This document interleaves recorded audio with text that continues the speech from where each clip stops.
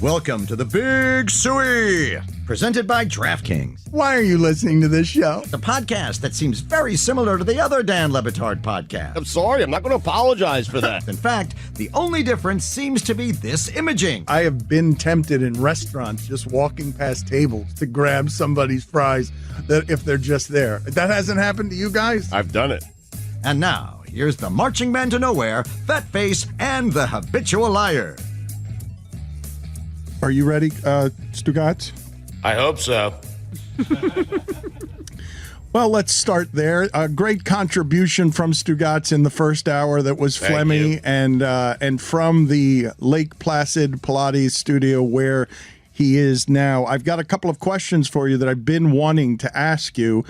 Okay. You did successfully negotiate with Tony Boselli. Billy, what do you think is going to happen here? Terms that grant you friends and family section at the Hall of Fame ceremony that grant you that you can be a part of the parade that Tony Boselli, I don't know whether you got into the car with Boselli, but you are going to be part of the parade. He would not grant you saying your name during the induction ceremony, but you have planned for a while, even before these concessions by Boselli, to go to the Hall of Fame ceremony because you say you got Tony Boselli into the Hall of Fame. Billy, do you think Stugotz is going to show up this weekend? Where are you putting the odds? If DraftKings was putting odds on this, what would be the odds on Stugotz actually showing up in Canton for his good friend Tony Boselli, who he negotiated and strong-armed into giving him things on his big day?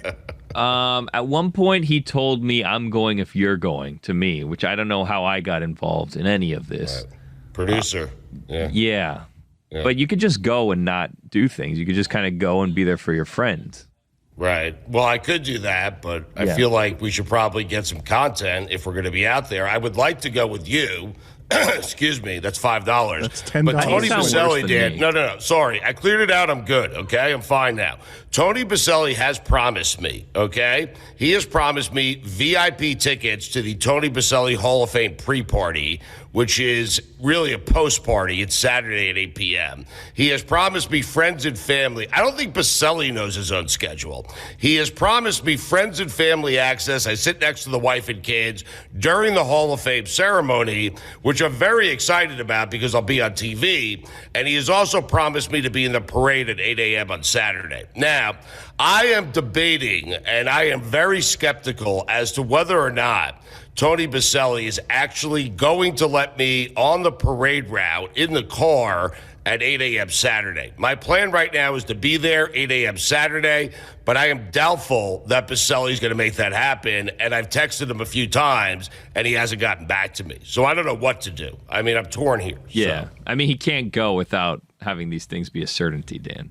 I need to know. Yeah, and I deserve to know. I mean, this is a Exactly long trip. I have to fly to Detroit to get to Canton, Ohio. There are not a lot of flights, not a lot of directees, so I have to fly into Detroit, drive nearly 2 hours to get to Canton, Ohio. And so I'm just, I'm a little lukewarm on the idea of showing up to a parade at 8 a.m., having no idea if I'm going to be a part of said parade. I don't know what to do. Well, Isn't it closer to Cleveland? Why are you flying to Detroit? Direct flights to Detroit. I'm not taking connecting flights to get there. One flight, and I'm going to drive the rest of the way. That's it. There are no direct flights to Cleveland? Not from where I am. No. Lake Placid? Can't do it. Yeah, Lake Placid. I mean, I have to go to Albany and then to Detroit and then drive 90 minutes to Wait Canton, a minute. You Ohio. can't make the 90-minute drive a suffering when you were arguing on behalf of the 3-hour drive from San Francisco to Tahoe and saying that that's a direct flight. I'm okay with a 90-minute drive, Dan. What I'm not okay with is not knowing whether or not I'll actually be in the parade if I get there But he Saturday told you at you 8 would a.m. be. You're making excuses that include I'm Billy not. has to come. What do you mean you're not? Like, he told you, he said it publicly that you can be in the parade. He did say that, but I've texted him just to follow up and make sure. He's very busy. It's a busy week. He's going to the Hall of Fame, and he hasn't responded. The only thing he's responded about is friends and family access. You have tickets when I get inducted into the Hall of Fame, and that should be enough for me, but of course it's not. And I can come to the party Saturday night afterwards, and I can also broadcast from the party. I can record interviews. I can tape with people. I don't know who's going to be there, but they have granted me Tony Khan, owner of the Jags, one of the owners, his dad is the owner, has granted me permission to record audio only from the Jacksonville party to celebrate Tony Boselli. So, I mean, we'll see. We'll see. Feels insufficient to me. Billy's giving you side why eye. can't you just say yes? It's the Wednesday before an event that's on Saturday. Just say Right. yes, book a plane, and go. If you had booked it last week, you would have had a directly to Cleveland. I know, but I have to. You want me to fly home first, Whittingham, and then go back to Canton, Ohio? I mean, how do you suggest I do this? Whatever you can do to get there, Stugotz, I'm willing to support you on behalf of getting to Cleveland. Please. But I do have a question for Dan. Dan, do you want audio? Do you want content? If I'm going to the Hall of Fame, should I just enjoy my friend going in, or do you want me to try to get content for the company? That is the question I have. I want you to go. I think you're always trying to finagle paid vacations out of things. Without content, it becomes difficult. That first hour we did with you doesn't seem like something that should be paid for. And I think... Well, you'll get the bill. Don't worry about it. I think we need to get you a producer. Billy can't go because he's suffering from kidney stones and Percocet. Too. I said, Stu, because he reached out, hey, buddy, how you doing? I'm like, I'm okay, but I don't know that this weekend's going to happen with the Hall of Fame because, you know, there's flights involved. It's going to be on medication. I may have not passed anything yet. So, like, I don't know. Like, it might be time to figure out a plan B if you still want to go. And he's like, buddy, I only care about your health. I don't care about Boselli right now. We'll figure that out later. And I said, you know what? This guy, he loves me. Does anyone else want to go in Billy's stead? Yeah, sure, I'll go. But hold on a second, because what's going to happen is you're going to end up there watching a parade that doesn't involve Stugotz. Stugotz won't be there. It'll just be Roy by But that's himself. on Boselli, by the way, not Stugotz. I mean, we're what, like 2 days out now? Like, if Stugotz got him into the Hall of Fame, if he was really a friend of Stugotz, it would be more than just a promise to get him in. He'd kind of have some assurances by now that he's going to be there, he's not going to be there. And he's not even here now, so. Stugotz, that is. He dropped out. Right. Well, Stugotz is gone, but I was going to suggest flying into Pittsburgh. No, never, ever. Sorry. Stugotz's Zoom has dropped out. He continues to want to do the show from I was other going to places. offer him some like Northwest Ohio geography help with his directees.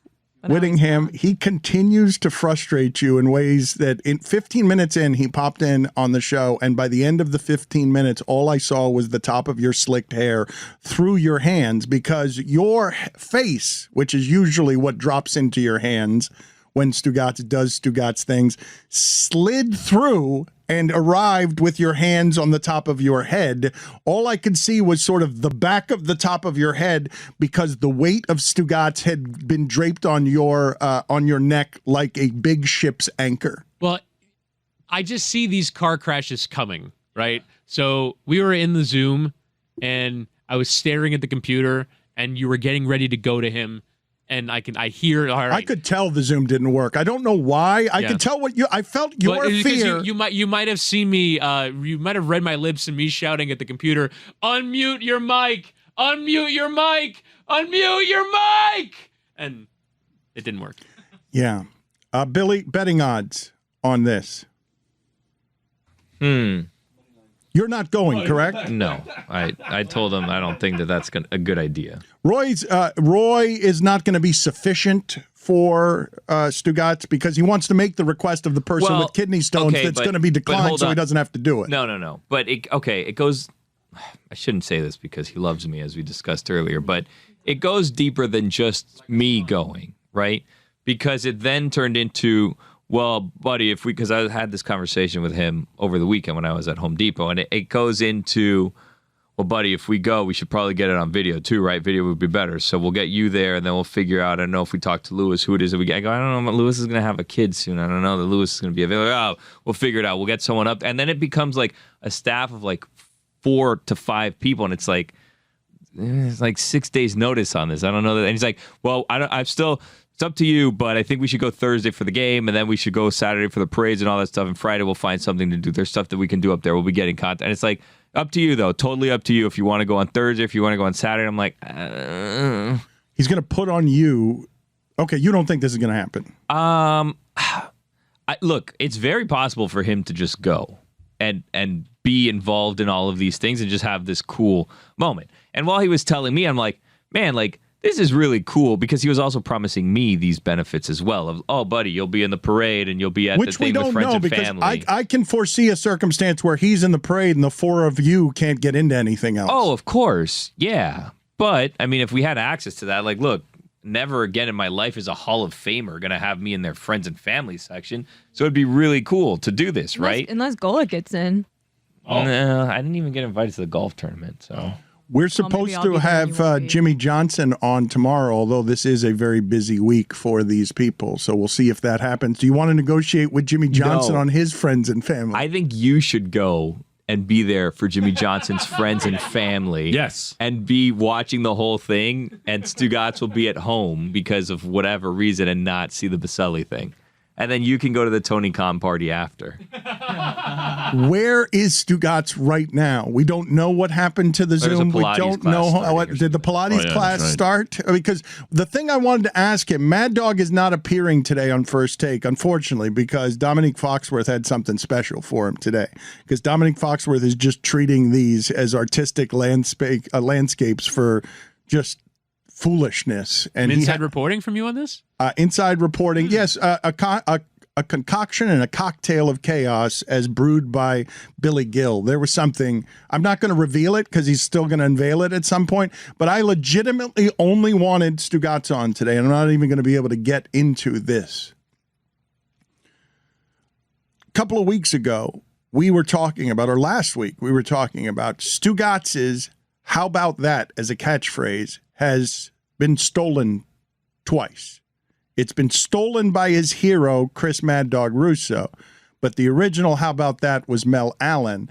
And I wanted to ask him if he knew, because I don't know, if all three "how about that's" are said differently. Because I know Mel Allen's was different than the other two. His was a celebration of sport. Mel Allen's "how about that" was like, can you believe it? But Stugotz's always comes after, I'm better than anyone in this business. How about that? Like it's draped in acid, and I think it's more odious than Chris Russo's, which is cartoonish. And I wanted to ask him, but I can't because his technology doesn't work. How about f***ing that? Yeah, Mel Allen was like, how about that? But Stugotz is like, how about that? That's right. It's defiant. It's like, but I don't know what Mad Dog's was like. Was it the same? Is his stolen, totally an unoriginal from Mad Dog, who made it his own after sampling it from Mel Allen? Because Mad Dog Russo also did have some acid on his "how about that," but it wasn't, or maybe it was. Here's my opinion.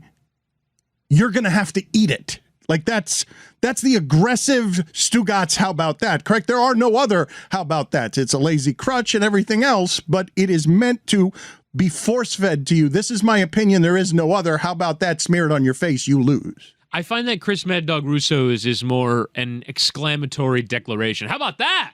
How about that, mate? So it's more joyous. Roy's got all of them in his locker. More joyous do of a sports celebration. Yeah, I think so. Yeah, but Stugotz is one. How about that? Like finishing like an exclamation on his like eat it hot take. Yeah, it's eat it. But I will say, like, now at this point, it's a catchphrase, right? So like if you hear him do ad reads, there's a lot of "how about that's" in the ad reads, right? It's like, hey, here's what this product does. How about that? The other thing I wanted to ask him about the ad read, because this is both funny and offensive, is how about you not do ad reads that have a plane in the background flying overhead? Can we be slightly more professional than that? How about that? I enjoy the ambient sound of that commercial. So maybe we should make more then. Maybe we should lean into it and just have an assortment of ambient sounds behind him during the ad read. I'll be honest, I'm responsible for the ad reads, and I listened to like the beginning of that one, kind of skimmed through it to see if there were any edits I needed to make. There weren't any edits, so I didn't hear the plane flying over the ad read when I sent it over you've got, look, this is what will happen as he erodes your shores. Your general tolerance for incompetence, your threshold will continue. He will continue to test it, strengthen it, and eventually you will become somebody who is stronger as a man and he has to do less right for you because the bar has been lowered over your objections on anything that resembles professionalism, as evidenced by he is dying. This is a source of real tension. If you were listening a couple of weeks ago, you heard it. The show gets worse when he does it from afar because of things like this. The only joke we get from afar is how incompetent he is, which is not a small joke. It's a useful joke. It just can't be the only joke. And I can't reach him right now. It's a Stephen Ross joke. You're really not joking, are you? I'm not joking. Is he joking? Well, I thought you were going to say that his other joke was bad owner boner. That's what we got. Provided to the local hour. He's going to get an all expenses paid Lake Placid vacation for his entire family because bad owner boner is what he phoned in from there, and now we're going to get an avalanche of receipts about what that cost him. That I'm really looking forward to, because I was thinking about this. We won't even get the receipts, actually. It'll just be handwritten scribbles. The receipts don't exist. It'll just be fraud in the fringes. There's one thing that Stugotz is diligent about. It is his receipts. But I was thinking about this. Are we going to get receipts for this trip?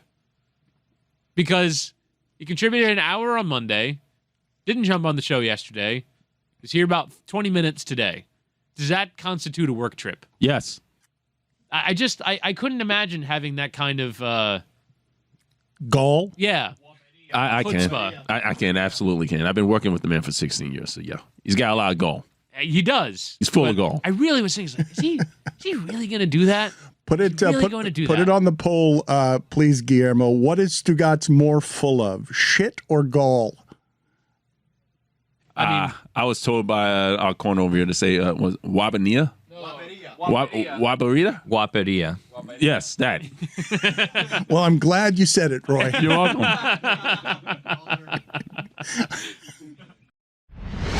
Stugotz here for my friends over at Simply Safe. Around here, we talk a lot about the importance of good defense on the field or court. But what about defending your own home turf? Pretty important, huh? We believe home should be the safest place on earth for every family, which is why I use and recommend Simply Safe Home Security. Simply Safe is advanced whole home security that puts you, your home, and your family's safety first. Here's why I love it. Easy to install. If I could do it, anyone could do it. And I love to be able to keep an eye on my driveway to see what packages are coming up, keep an eye, see when the kids get home, when I'm away. I love Simply Safe. It is amazing. Simply Safe offers comprehensive protection, not only against intruders and burglary, but against expensive home hazards from flooding to fires with 24/7 professional monitoring. Simply Safe's agents take action the moment a threat is detected. You can customize the perfect system for your home in just a few minutes at simplysafe.com/DLB. Go today and claim a free indoor security camera plus 20% off with interactive monitoring. Again, that's simplysafe.com/DLB. Dan Le Batard. Tony, try to explain yourself. Pineapple does not belong on pizza. It's yellow. I know cheese is kind of orangish yellow, but the kind of yellow a pineapple is, nobody wants that on their pizza. It's gross. Explain yourself. Stugotz. This is a hill that I am willing to die on. This is a hill that I have put the flag in the ground and said, this is my hill. Nobody can come close. The reason is not the color, Chris. I think that's where you're mistaken. It's the flavor. So what I do is I get a pepperoni and pineapple, and that you get the salty and the sweet flavor together, and it creates an umami, desired taste. And that's what I think you're missing, is that you don't like sweet with salty. Right. I don't drink orange juice with my pizza. I don't drink pineapple juice with my pizza. It's because I'm eating pizza. I'm not here for the fruit. This is the Dan Le Batard Show with the Stugotz.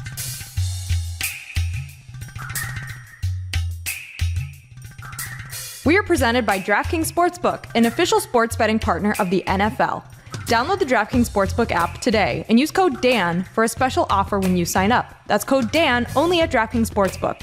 It is fairly amazing given what had to happen to make it so, but the timing in a Tiger King America of the pandemic make it so that Michael Jordan's going to win the documentary game because everyone who comes after him is going to have to pale.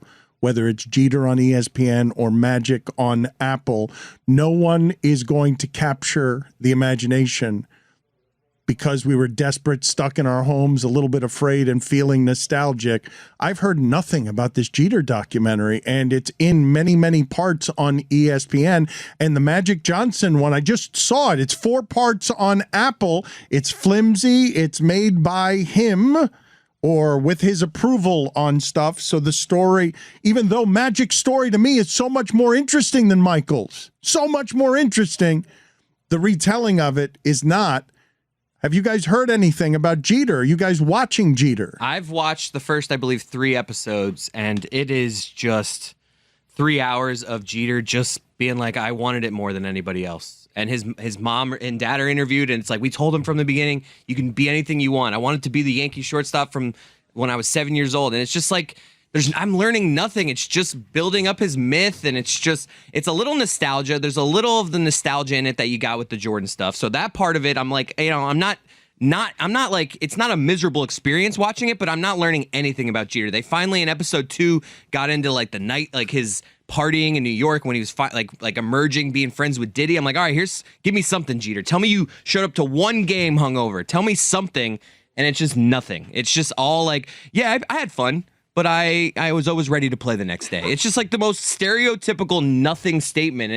And he's kind of saying it to you, like in it. He's just like, yep, I never said anything. Right. That for me was the most stunning bit. I think I've seen whatever's aired. I've seen all of it, but without the sound on. It's just the thing that ESPN is programming on in the background. Special. Yeah, Le Batard special for me. And I just can't believe when you're watching the commercials and it's like coming up Tuesday night on Jeter, and it's Derek Jeter sitting in front of the camera going, yeah, it was boring on purpose. I didn't say anything. I went out of my way to be uninteresting. And this is like the best bit that they have from the upcoming episode. It's, let me get you to the television by telling you how boring I was. And he just seems like, you mentioned how, there's these figures that come after Michael Jordan. Michael Jordan, number 1, was like drinking a little bit on the set and was clearly letting it rip a little bit. We had behind the scenes footage of an entire incredible season to have behind the scenes footage of that actually revealed his character in a way that he clearly never would. And I think that there are plenty of athletes that are more interesting. Like, if there's ever a Dennis Rodman documentary, I'll be more interested than Derek Jeter. But there are more interesting people that are little parts of this one. There's Darryl Strawberry. There's David Wells. Like, there's a lot of names you're hearing of these Yankees, and it's just like, I'd rather see a David Wells documentary, honestly. There is a Rodman one. 30 for 30 did it. It's on ESPN Plus. Check it out, because it is better than what I've seen of the captain. I just love that now Michael Jordan is still a measuring stick. Everybody gets compared to Michael Jordan, and now in the documentary space too, his contemporaries that were the Michael Jordan of baseball, the Michael Jordan of football, came out with documentaries in their own right that still failed to compete with how great The Last Dance was. I think what really sticks out when I'm watching this is someone's just sitting. It's the same camera shot. Yes. It's the same art direction in the Jeter and the Brady one. It's almost as if Last Dance happened and everybody rushed to market with these ideas. These are some of the same people making this, though. I think it's some of Deepak Chopra did the Gotham Chopra. Gotham Chopra did the Brady one. I don't know who's behind this Jeter one, but it's not the same because it's not the same labor of love. It was very quickly turned around to capitalize on this moment in time, like what he said with Jordan drinking there. The way they framed the shots, it was not filmed during a pandemic, so you're actually on location with these folks, and there's all sorts of different camera angles, and there's unique lighting that textualize it. Everything else just feels like prefabricated construction. Like, I don't like it. That's why The Last Dance, it's a labor of love, and it shows. I just think it doesn't sound like it's an interesting story. Like, the story of Derek Jeter and the story of Tom Brady, to me, aren't that interesting. The story of Michael Jordan is, for a lot of reasons that documentary didn't even get into, but some of it they did, and those were, I think, the strongest parts. And like you said, Chris, I think we are underestimating the power of that never-before-seen archival footage. That was a really big part of why that documentary finally got made and why Jordan agreed to do it and be part of it. And, like, I don't think there's any of that with either of these. I haven't seen any of the Jeter documentary. Like Whitty, I see trailers for it every time I watch F1 or anything on ESPN Plus, and the trailers are so boring. And if that's your stuff, that's like your teaser to get me hooked, to get me to watch, to get me to tune in for 10 hours of Derek Jeter, then, like, I can't imagine what these interviews are like in the actual episodes. One thing I was laughing about, because like Dan, you've been interviewed for these type of docs before. Like how do you, like Tom Verducci's in, like you see so many names popping up in this thing. How long do you think Tom Verducci was interviewed? Like he goes, I'm gonna go Hours. do like hours, right? And it's so funny because in like I think I've watched 3 episodes. I've seen Tom Verducci say one thing, and it was Derek Jeter was so competitive he'd eat your heart out. And I'm just like, Tom Verducci probably gave these guys 2 or 3 hours of his time. And the only line that they've pulled from Tom Verducci is he's so competitive, he'd eat your heart out. That would be interesting. If Derek Jeter ate someone's heart to win a baseball game. Or admitted it. I've eaten a heart. That would be an absolute hook. I am tuning in. I want to see the fallout from him eating someone's heart out. But no, it's all metaphorical. Like no one's actually saying any right. truths. Like, Jeter, tell me one time you showed up to a game hungover. Just make it up. Just be interesting. Lie to us. Like, yeah, I used a gift basket once. Right. Like he's just in every moment that he has a chance. Maybe he'll say something interesting here. He's just going for like the safest, stereotypical this nothing. Is the thing that I want to talk to you guys about, though, in the making of documentaries and the telling of quote unquote quote truths, because Jeter wants to be perceived a certain way, and he's not going to tell you the gift basket stories. He's going to deny the gift basket stories. He's not going to tell you what his single life in New York was like. You say the stories are not interesting. I say Magic Johnson's is. He won't tell it. What happened to your marriage that your wife is finding out that you're sleeping with 6 women at a time, but they're not talking to you about it now? They're going back to the archival footage that they have to use back when you were discussing it more honestly in public than you are when you make your own story 30 years later, and you don't want to conjure up for your wife what all of that felt like. So the story's there, but you're not telling it because you're giving over the access and the power in exchange for let's tell this Magic's way. Let's tell it Derek Jeter's way. Stugotz sat down for 90 minutes with the makers of the 30 for 30, Mike and the Mad Dog. And this is all they used from Stugotz, next to 2 hours talking about how pioneering they were. The theme song to Mike and the Mad Dog was sing-along worthy. Mike and the Mad Dog, Sports Radio 66. They're talking sports, going at it as hard as they can. Mike and the Mad Dog on the fan. That's it. They talked to him for hours, and all they used of Stugotz was this. They're talking sports, going at it as hard as they can. Still out of tune as ever. They're talking sports, going at it as hard as they can. The Jets. I want to be fair to Jeter because I just thought of one thing he says. He goes after Chad Curtis, some random outfielder, and because I guess they had some spat or something, and that the media asked him about, and he was just like, "Well, no one liked Chad Curtis. I wasn't the only one." And it was just that's it. That's if you're looking for sports, going at it as hard as they can. If you're looking for something, Chad Curtis he goes after.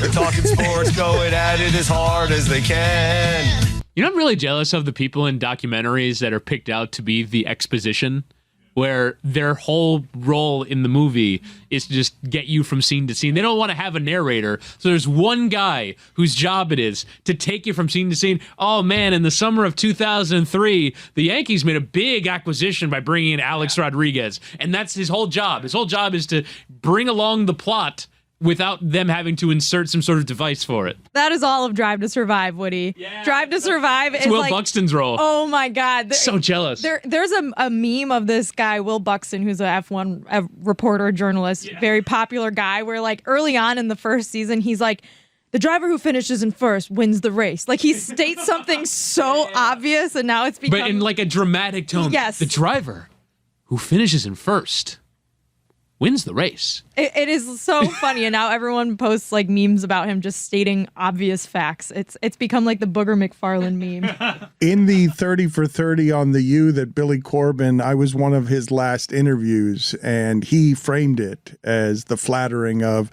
we want the perspective of the last interview. But I realized when he was asking questions and asking me to repeat the questions in my answers, that he just wanted my voice saying... You were the exposition guy! But I didn't know. I didn't know I was the exposition guy. I did not know I was being used that way until I got there and I was asked to repeat the question. Why did the coverage of Miami feel racist? I love that trope of documentaries. And usually it's not just like one guy saying, and then in the summer of 2003, the Yankees traded for Alex Rodriguez. They'll spackle with like 2 other additional voices, and then 03 happened. Oh boy. 03. And then for the best one is on 60 Minutes when the reporter will, like, the follow-up question is just a statement, and like they hypnotize the subject into just repeating it back to them.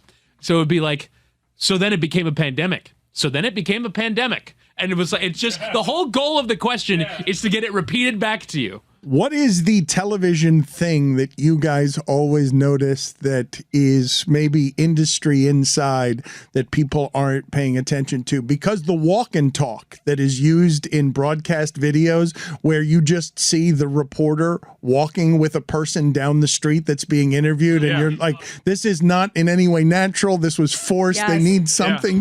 Again, Formula One, great at this. The pit lane interview. The walk and Max, talk. Max, what will it mean to win today? Well, I think it will mean that I'll have more points in the championship. Very good. Thank you, Max. It's like, what?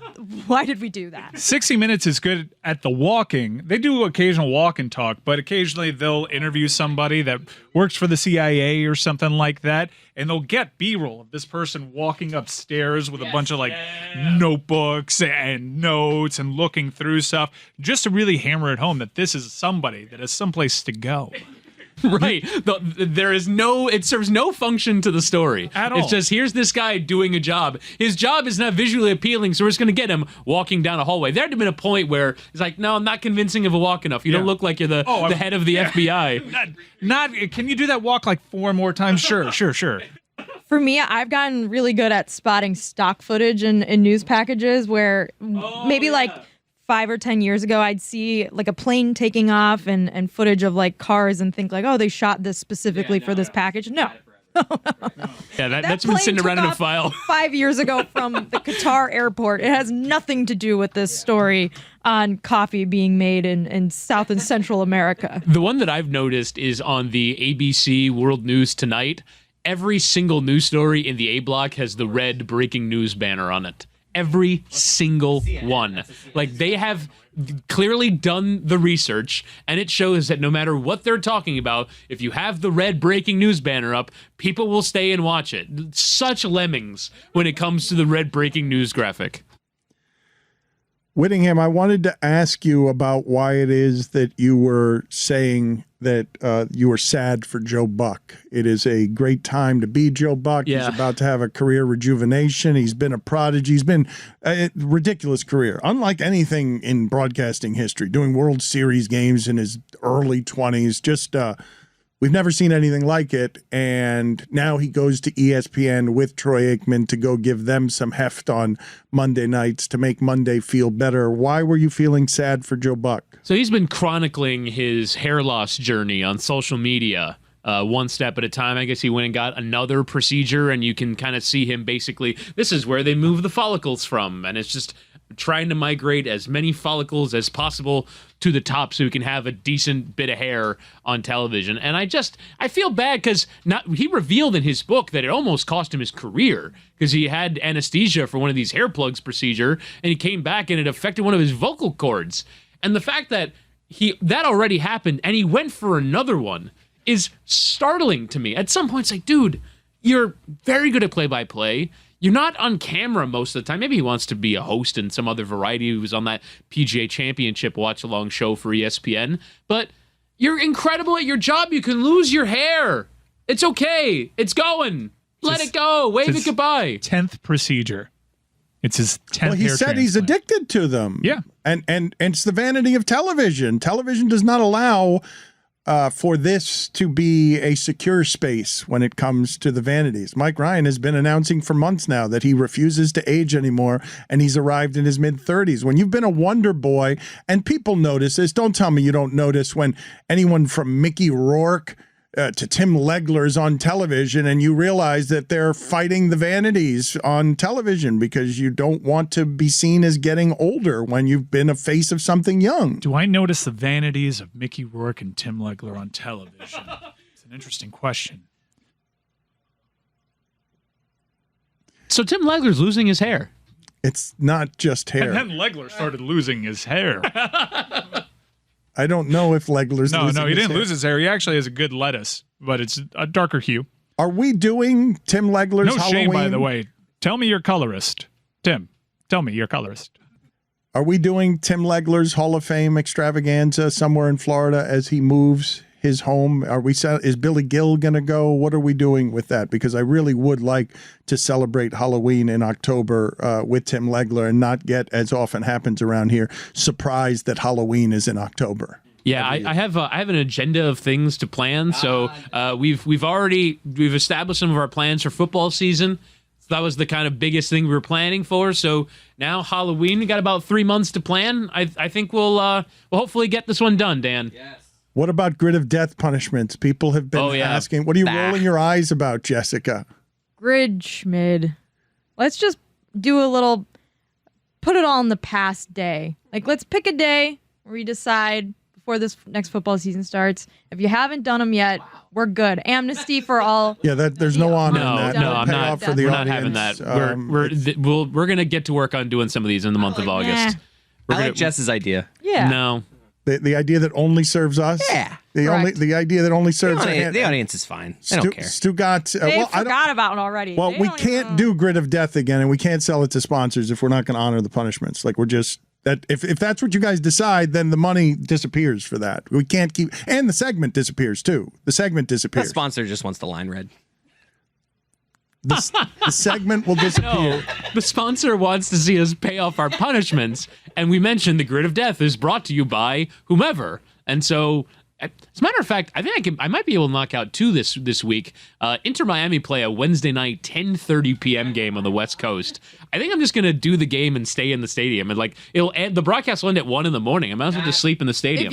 If you spend the night in a stadium, I'll do one of my punishments next week. If you actually do that. I'm gonna do it.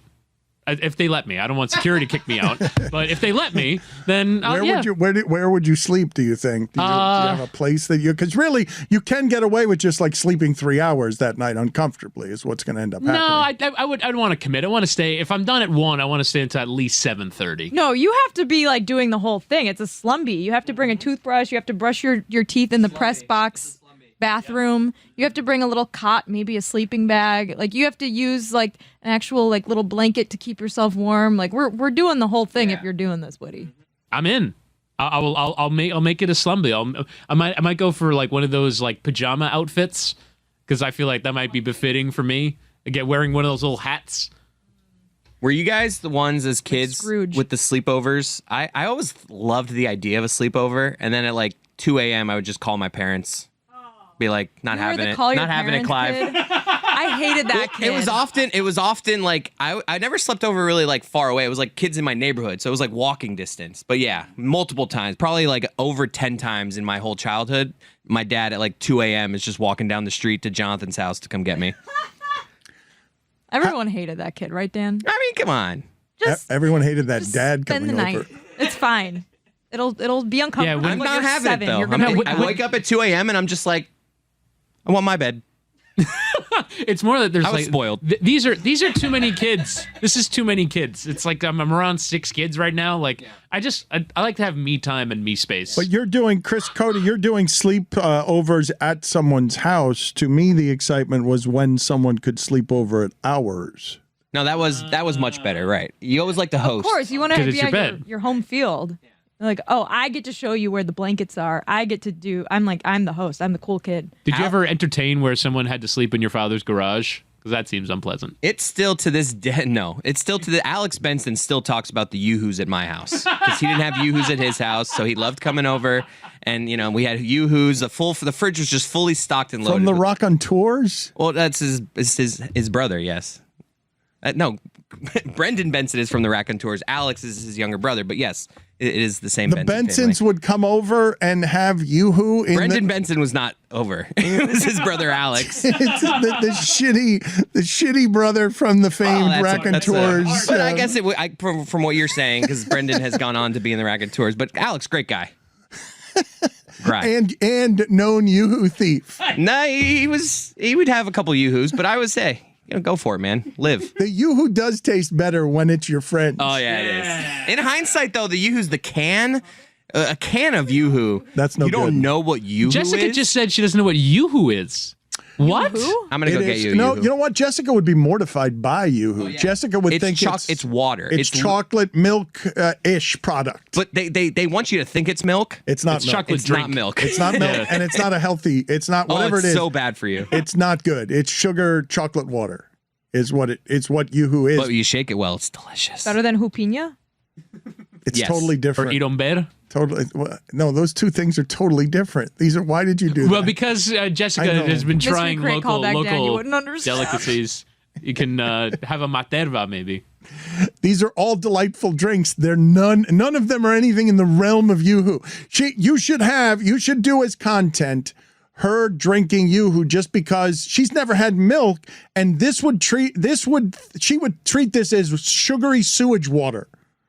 That she would not like what the Yoo-hoo product is. Even if you look it up, I think you're going to be I mortified thought by the the whole time ingredients. you guys were making a euphemism for sex, to be honest. Yoo-hoo? There was Yoo-hoo in Greg Cody's Yoo-hoo? garage. I was a little weirded out, so I just didn't.